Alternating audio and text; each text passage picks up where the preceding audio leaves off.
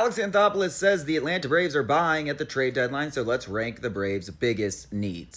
At number 4, we have shortstop. Now, listen, I think shortstop has been a black hole offensively, but listen, I'm going to give Nick Allen a little bit of credit here. He is arguably the best defensive shortstop in baseball. He's right up there. So, despite his offensive deficiencies, he's been an above average player in terms of WAR because he's so good defensively.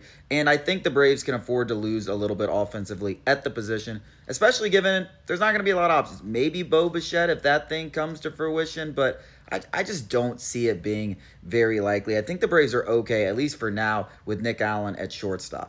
At number 3, we have starting pitching. Now, this probably wouldn't have been a need last week. The Braves had an unbelievable rotation on paper, and we'll see what Didier Fuentes is able to provide. But being a 20-year-old making his MLB debut, the Braves are asking a lot. They really just are forced to bring him up because they don't have any options, and they don't need another frontline guy, especially when Chris Sale returns. But getting some more depth definitely should be in the cards if possible.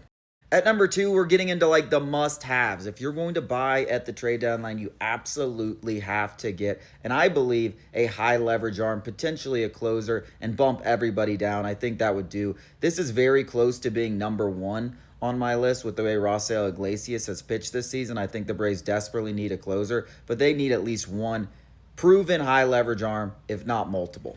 And at number 1, we have the outfield. And I don't even think this is particularly close. And the reason I don't think it's close is because I know Jurickson Profar is coming back, and that has to provide some sort of boost. But he's ineligible for the postseason. And I got real questions about Michael Harris being the starting center fielder on this team. Maybe not for the future. You know, he's still the future in the Atlanta Braves future. I don't expect him to trade him. I'm not saying anything like that.